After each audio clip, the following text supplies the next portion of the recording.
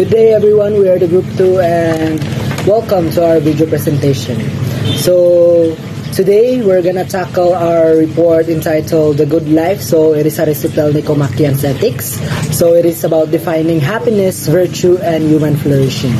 So this report is about the pursuit of the good life. So saan pag-achieve ang good life.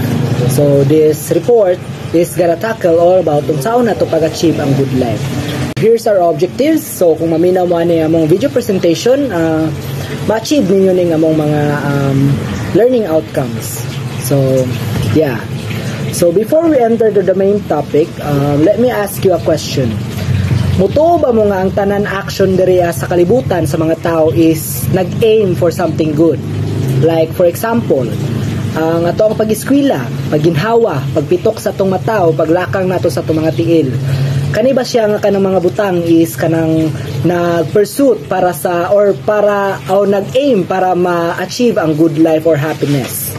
Now, kung ako ang example sa inyo is ang kanang sa pagsimple natong pagginhawa, kana siya is one thing nga kanang nag-aim gid siya og something good. Kay og dili ta mo ginhawa, mga matay man ta. Di ba? Para sa nang sa ato pong pag-eskwela. Ug kita mong eskwela, gina-achieve na to or gina-aim na to para ma-financially stable or makatrabaho ta sa sunod or puhon. So, mao na ang mga main reason sa kanang mga actions sa tanan diri-diri sa kalibutan is nag-aim siya og something good. Now, according to Aristotle's foundation concept main idea, or Aristotle's main idea, all human activities aim at something good. So, tanang mga activities or mga lihok diri sa katawhan sa kalibutan is aiming at something good. The ancient Greek called this concept living well and doing well, or eudaimonia, meaning good, and daimon meaning spirit. So, meaning good spirit. So, eudaimonia meaning good spirit.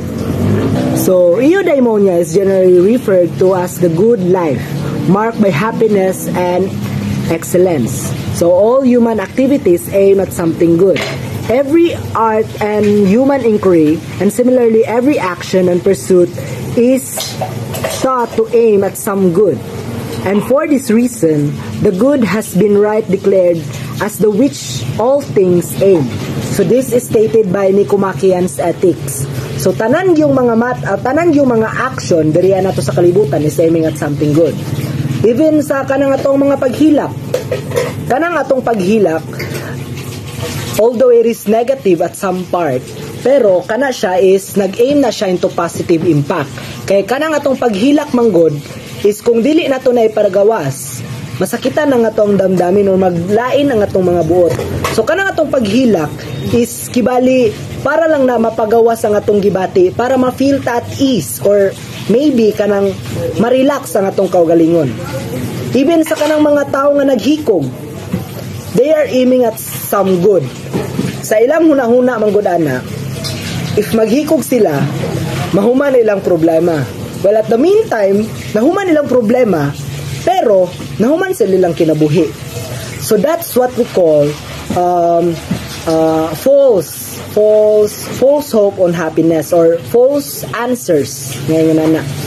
Sa karon pod nga generation, ang katawhan pod is githink nila is ma-achieve nila ang happiness at the end of their actions. Para sa nang sa atong pag-eskwela, dito pa nato ma-feel kung tahay daw ang happiness if mahuman tag-eskwela or makatrabaho na ta or ma-settle na nga to ang kanang mind nga financially stable na ta para mapakapalit na ta sa atong mga luho, sa mga butang-butang nga atong gusto.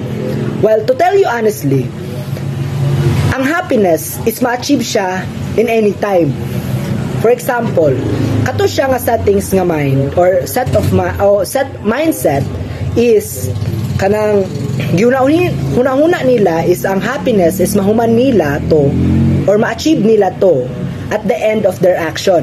So mao tong paghuman nila og eskwela. Dito pa nila ma-achieve ang happiness. Well, to tell you honestly, you should always consider the true meaning or true virtue of being a student. You should always appreciate being a student. Sa time nga kanang nag-process ka or nag-eskwela ka, you should appreciate or you should consider nga kanang pagka-estudyante nimo is imuha siyang i-appreciate. Imuha siyang kanang kibali huna-hunaon nga kaisa lang ko mahimong estudyante sunod manarbaho nako. So that's why you should always think nga kanang inig maghuna-huna ka nga kanang estudyante pa ka, imuha siyang i-appreciate para ma-achieve nimo ang true happiness. Dili ka ingon nga maghuna-huna ka nga didto pa nimo ma-achieve ang happiness inighuman nimo og eskwela. For example, kato akong example ganiya nga iniguman mo eskwela, manarbaho na ka, masettle na ka, financially stable na ka, dito pa ka ma-happy. No, you should always think nga kanang inig mi estudyante pa ka, ma-happy na ka diraa. You should always appreciate the true virtue of being a student. Imuhang huna-hunaon kung unsa gyud tinuod nga kahulugan sa pagka-estudyante ug imuha na siyang i-appreciate nga kaisa ra ka mahimong estudyante ug kana lang nga time ka mahimong estudyante. So always be happy, enjoy the now. The rule of virtue. Before we proceed to its rule, let's identify first that there is two virtue according to Aristotle. First is the intellectual virtue. It is acquired by teachings and it is the rational part of our soul. It is through experience. We can get it through teachings and experience. And second one is the moral virtue. It is in us morally, but it is enhanced or we can get this virtue through practice or know what is right or wrong, and through practice, yes, doing good by doing good and doing good things like to empower our courage and to establish our respect, our discipline by adapting these things or this component or the virtue, these two components of virtue according to Aristotle. And every day we wake up, we do things. We were just like flourishing ourselves to become a better person. Kay kita tanang tao gusto malipay, umarting ginatawag nga happiness. Sa pagsige na to og buhat og maayo, dili lang say kay pareha sa kanang mga kagustuhan lang nga gusto ta malipay. Kini nga topic or kani nga perspective is happiness is the ultimate end of human action. Dili lang kay kunti ang kalipayon na to nga makuha na to tay natay kwarta, malipay na ta, na ay kaning mga pleasure nga maabot sa tong kinabuhi.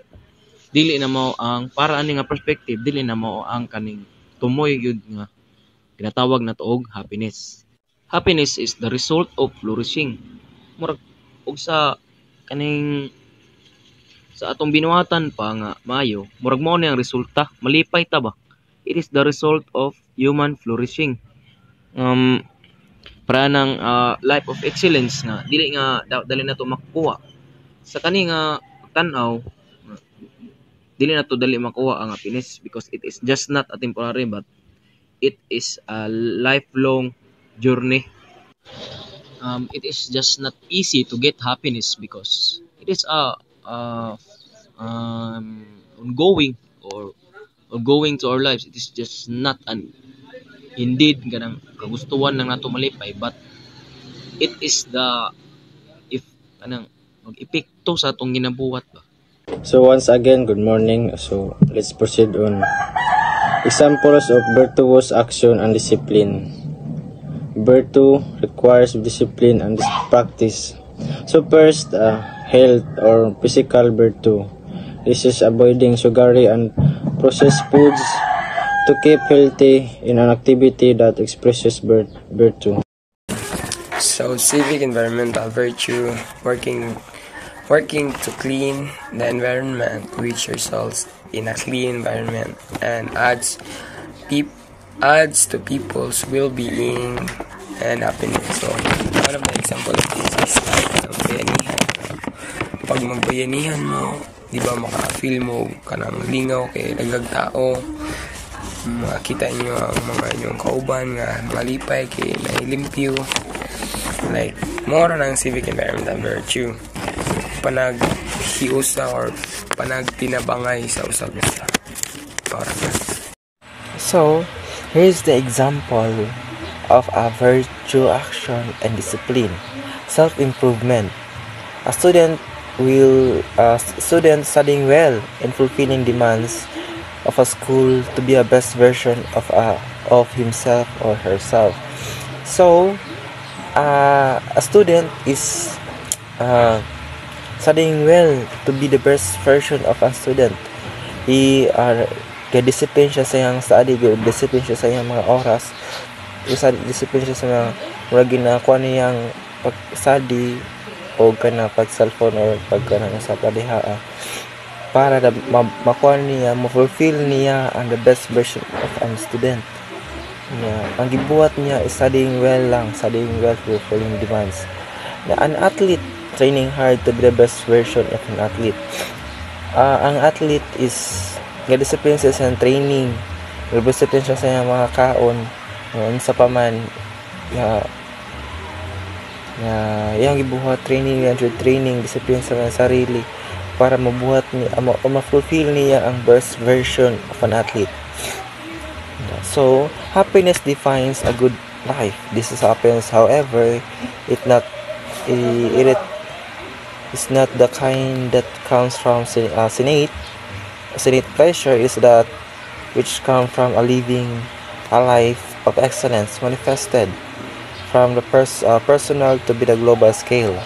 So from the paragraph that I read is he suggests that happiness not just about temporary pleasure, material position, fleeting experiences. Instead, happiness is come from living with purpose, being a good person or a virtue, striving for excellence, making a positive impact or personal to global. So this happiness comes from living a good, meaningful life and strong values and character, not just from temporary pleasure. Sa ang gayunan, it is about being a good person and making a positive impact. Intellectual virtue. So, intellectual virtue are essential for critical thinking, problem solving, and lifelong learning. Intellectual virtues are developed through such as critical thinking, analysis, and reflection are not innate but rather developed over time through practice, education, and experience. So, by cultivating intellectual virtues, there na ako yung mga examples diri kumbaga kaning sakop siya sa intellectual virtues. First, improve their decision making. By evaluating evidence and arguments, individuals can make more informed decisions. Kumbaga, sa intellectual virtue kay ma-develop ni mo ang imuhang decision making, then enhance their problem solving skills. Intellectual virtues help individuals approach complex problem from multiple angles. Kumbaga, kanang diri ba nang sa intellectual virtue ma-enhance nimo o ma-improve nimo ang imuhang problem solving skills. Then foster a love of learning. Developing intellectual virtues can lead to a lifelong love of learning and personal growth. Dili ka nang growth ba, ma-develop ang imuhang personal. We discuss about moral virtues. So, moral virtues is a result of habit or the good actions of person. So, how do you tell moral virtues? How do you tell moral virtues is a result of habit? Because they are not inborn. So, wala tagi panganak na naturally virtuous. So, we become virtuous by doing virtuous act regularly until they become our part of our character. So, example is kanang naging habit na nimo ang being respectful as a person. Like, even man magbaktas ka sa sulod sa eskwelahan is makasugat kag instructor is mugreet jud ka. even man sa klase is minudyo ka sa discussion sa iyong instructor or sa iyang mga lessons, and dili ka magpatulog-tulog sa iyang klase, and even sa quiz time dili ka mag-cheat, is focus lang jud ka sa imong papel, kay because kabalo ka sa cheating is a immoral actions. So kana na mga batasan or mga good actions nimo or mga good behavior nimo is imo nang ginabalik-balik ug apply sa imong kaugalingon or naging habit na nimo sa imong kaugalingon, kay kabalo man ka na makaayo na dili lang sa imong kaugalingon kundi pati sa uban tao. Connection to modern life. The onward progress of science and technology are among the highest expression of human faculties which can help one secure a clearer path toward the good life. Kumbaga, ang science and technology kay dako jud kay siya impact or tabang diri sa atong society. Kumbaga, dako kay siya matabang kay it's because mapadali niya ang kinabuhi o mapadali niya ang trabaho sa tao. Kumbaga, example, washing machine. Kay kung wala nag-improve ang atong technology, science technology na to, so kumbaga magkapoy kayo, magsigitag laba, kuskus, then kanang sa karon nga panahon nga nag-improve na ta, so washing machine dali ra kayo, like kaya nimo, like example kapay isa mag-gather tag information sa karon sa technology na ta, mag-gather information like sa social media, mga social media platforms dala ta mag-gather information. Di ba rin sa una nga magbasa-basa patag tama ng mga libro, magkuhan patag mga newspaper, magkandabuang patag pangitag mga information nga sakto nga tamang information. Di pa rin karon nga dali na lang kayo, mag-search na lang ka sa online platforms o mga legit nga mga information.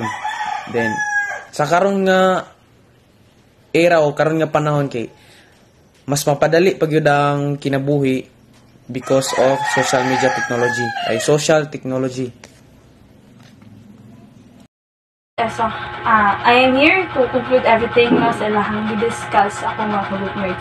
So, the ultimate goal of life is eudaimonia or the happiness flourishing.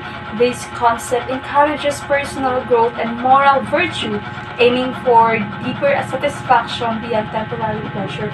So, we all know as human, di ba, we are aiming for deeper satisfaction sa ato ang kinabuhi. We are aiming for deeper nga happiness sa ato ang kinabuhi than temporary pleasure.